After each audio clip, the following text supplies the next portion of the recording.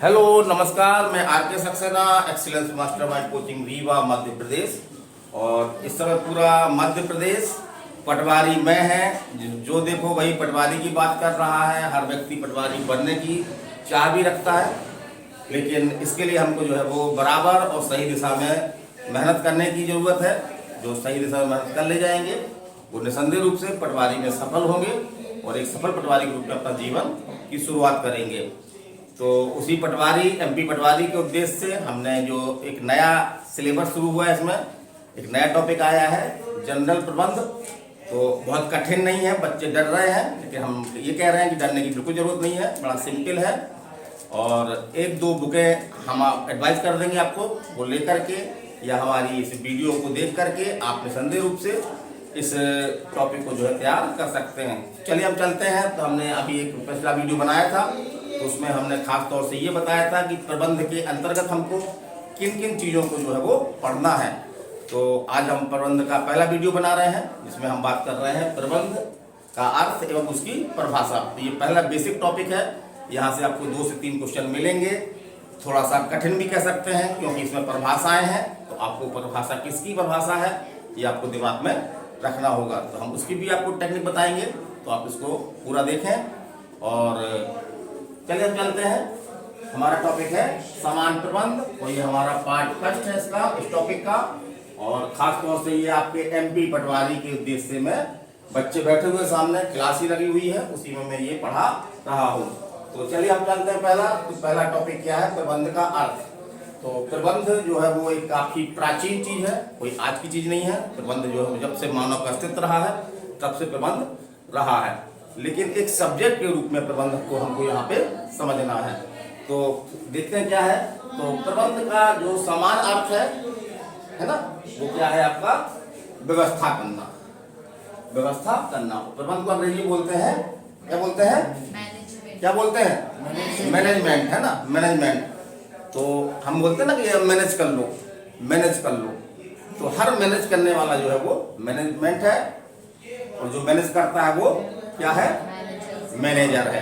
तो बहुत सिंपल अर्थ है, लेकिन एक सब्जेक्ट के रूप में थोड़ा सा हमको दिक्कत जाएगी। तो चलिए एक सब्जेक्ट रूप में देखते हैं। तो आगे हम चलते हैं कि व्यापारिक जगत में, है ना, क्योंकि ज्यादातर प्रबंध का जो हम पढ़ रहे हैं वो व्यापारिक जगत के उद्देश्य से पढ़ रहे हैं। माने व्यवसाय में प्रबंध का उपयोग होता है, महत्वपूर्ण स्थान है इसका। विद्वानों ने इसको जो है प्रबंध का, व्यवसाय का मस्तिष्क भी कहा, किसको? प्रबंध को। तो व्यापारिक जगत में प्रबंध का प्रयोग जो है वो एक विशेष अर्थ में किया जाता है। और यदि हम संचित अर्थ में देखें या व्यापक अर्थ में देखें तो प्रबंध के 2 अर्थों में प्रयोग होते हैं, एक तो संचित अर्थ में और दूसरा व्यापक अर्थ में। तो संचित अर्थ की हम बात करते हैं। संचित अर्थ में प्रबंध है क्या? तो संचित अर्थ में प्रबंध का मतलब क्या है? दूसरे व्यक्ति से काम करवाने की तकनीक। बड़ा सिंपल है। हम किसी दूसरे व्यक्ति से हमारा कोई काम है, उससे हम करवा लें, तो यही जो है संचित अर्थ में क्या कहलाएगा? प्रबंध कहलाएगा। चलिए आगे चलते हैं। अब हम लेते हैं व्यापक अर्थ में, है ना, बड़े विस्तृत अर्थ में। तो व्यापक अर्थ में प्रबंध एक जो है वो कला एवं विज्ञान है।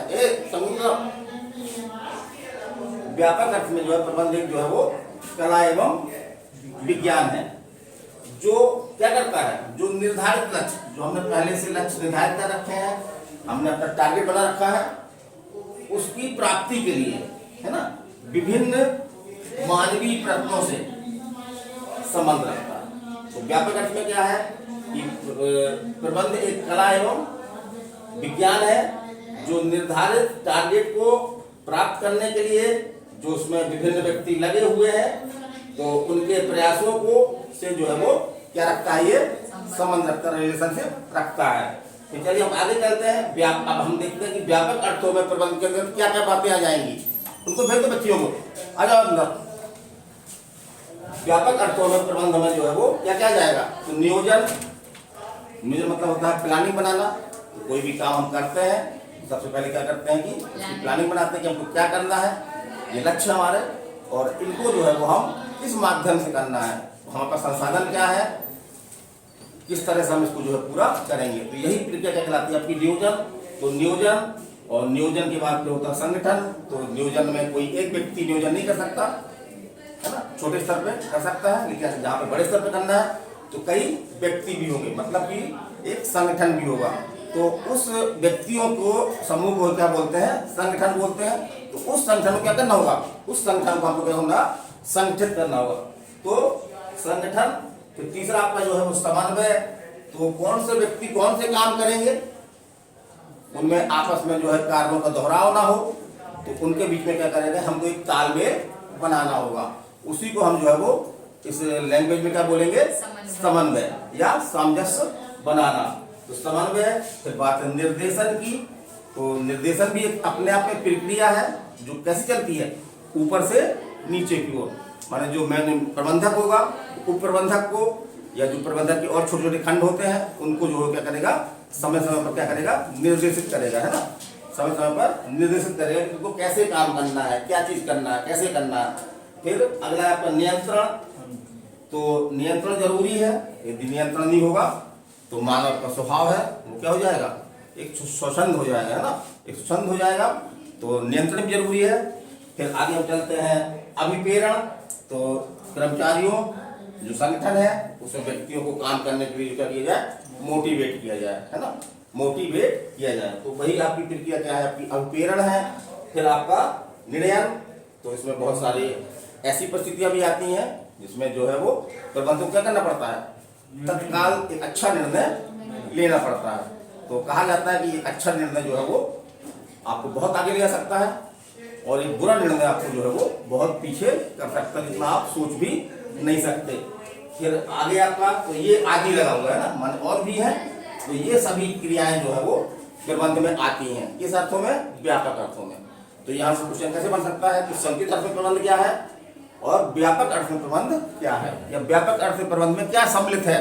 लिख देगा आपका नियोजन, संगठन, निर्देशन, उपरोक्त सभी। तो क्या हो जाएगा आंसर आपका, उपरोक्त सभी। चलिए हम चलते हैं। ये आपका जो लाइन है ये प्रबंध के महत्व को दर्शाती है। तो कई विद्वानों ने क्या किया है कि प्रबंध जो है वो व्यवसाय के लिए बहुत महत्वपूर्ण है। इतना ज्यादा महत्वपूर्ण है कि उन्होंने क्या कह डाला, उन्होंने क्या डाला कि व्यवसाय का मस्तिष्क क्या है। तो व्यवसाय का मस्तिष्क जो है वो क्या है, प्रबंध है। फिर चलिए हम प्रबंध की परिभाषाओं की बात करते हैं। बच्चे यहाँ पे अभी डर भी रहे थे, बोले सर इतनी सारी परिभाषाएं हैं कैसे याद करेंगे। तो हमको याद नहीं करना है इसको, हमको क्या करना है, उस परिभाषा का सार लेना है कि उस परिभाषा में क्या कहा, उस परिभाषा में क्या कहा गया है। यदि हम ये सार पकड़ लेंगे तो निसंदेह रूप से इसके आधार पे हम जो कौन सी परिभाषा किसकी है ये हम जो है वो जान जाएंगे, क्योंकि इन परिभाषाओं में अलग अलग दृष्टिकोण अपनाए गए हैं ना। तो हम देखते हैं पहली परिभाषा हेनरी फ्योल। तो हेनरी फ्योल आपका जो प्रबंध का एक प्रमुख सुना हुआ नाम है ये। तो ये एक चीज हम यहाँ बता दें कि हमको प्रबंध की परिभाषा कैसे हम किताबों में ढूंढेंगे तो कम से कम 150-200 परिभाषाएं हमको मिल जाएंगी। तो हमको 150-200 परिभाषा नहीं तैयार करनी है, हमको वही परिभाषा तैयार करनी है जो प्रमुख विद्वानों की है। तो 4-6 विद्वान जो है वो फेमस होते हैं और उन्हीं की पुस्तकें जो है आपके एग्जाम में पूछी जाएंगी। तो जैसे एक हेनरी फ्योल फेमस नाम है। तो इन्होंने क्या कहा, प्रबंध से आशय, माने प्रबंध का आशय क्या है, पूर्वानुमान लगाना, माने पहले से आगे क्या होने वाला है, विश्व में जो है वो क्या होने वाला है इसका पहले से अनुमान लगाना, एवं योजना बनाना, संगठित करना, आदेश देना, समन्वय तथा नियंत्रण करना। तो ये है प्रबंध है आपका। तो यहाँ पे हम देखें तो ये संस्कृत अर्थ में परिभाषा नहीं है, किस अर्थ में है, व्यापक अर्थ में परिभाषा है। क्योंकि प्रबंध में उन्होंने क्या क्या शामिल किया है, पूर्वानुमान लगाना, योजना बनाना, संगठित करना, आदेश देना, समन्वय करना और नियंत्रण करना। माने ये सभी क्रियाएं जो है वो प्रबंध कहलाती हैं। ये सभी क्रियाएं क्या कहलाती हैं, प्रबंध कहलाती हैं। अगली परिभाषा हम दे रहे हैं स्टैनले बेंस की, ये भी फेमस है आपका, कई बुकों पर भाषा मिलती है ये। तो इसमें क्या बताया है कि प्रबंध केवल निर्णय एवं मानव की क्रियाओं पर नियंत्रण करने की विधि है ताकि निर्धारित लक्ष्यों की प्राप्ति की जाए। इस प्रकार से हम देखते हैं कि ये परिभाषा जो है वो प्रबंध को किस अर्थ में लेती है, संक्षिप्त अर्थ में लेती है। उसमें क्या शामिल कर रही है, प्रबंध केवल एक निर्णय एवं मानव की क्रियाओं पर नियंत्रण करने की प्रक्रिया क्या है, प्रबंध केवल निर्णय करने और जो मानव से जुड़े हुए हैं उनकी क्रियाओं पर, कार्यों पर नियंत्रण करने की क्या है, एक विधि है ना। और ऐसा क्यों करना है, ताकि जो निर्धारित लक्ष्य है, जो निर्धारित टारगेट है, उसको जो है प्राप्त किया जा सके। फिर अगली परिभाषा लेते हैं हम वुड्रो विल्सन की, फेमस विद्वान है, परिभाषा पूछी जा सकती है आपके एग्जाम में। तो निश्चित उद्देश्यों की प्राप्ति के लिए मानवीय शक्तियों के, है ना, इसको मानवीय शक्तियों के प्रयोग एवं निर्देशन की प्रक्रिया ही जो है क्या कहलाती है, प्रबंध कहलाती है। तुमने क्या कहा है कि मानवीय शक्तियों के प्रयोग एवं निर्देशन की प्रक्रिया ही जो है वो क्या है, प्रबंध है। फिर अगली परिभाषा देते हैं हम, फेमस विद्वान है आपकी ये पीटर टकर।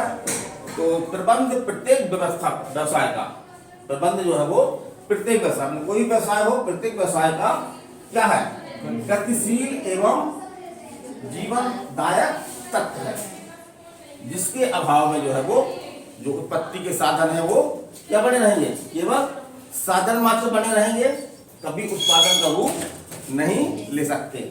चलिए अगली परिभाषा देते हैं हम, टेलर, बहुत फेमस नाम है, इसकी परिभाषा एग्जाम में आ सकती है आपकी। तो प्रबंध यह जानने की कला है कि क्या करना है, प्रबंध यह जानने की कला है कि क्या करना है और उसे करने का सबसे अच्छा तरीका, सबसे उत्तम तरीका और सबसे किफायती माध्यम, माने सस्ते माध्यम क्या है। तो ये हमारी आज की पहली क्लास थी, आपके जनरल प्रबंध, जनरल मैनेजमेंट, पटवारी को ध्यान में रख करके ये बताई गई है। सामने पटवारी का हमारा बैच चल रहा है, पटवारी के बच्चे हमारे सामने बैठे हुए हैं। तो इसी तरह से मैं इस वीडियो में डालता रहूँगा, तो यदि आप हमसे स्वयं आकर के मिलना चाहते हैं तो आप हमसे मिल सकते हैं। चलिए अगली क्लास में फिर मिलेंगे। नमस्कार, धन्यवाद।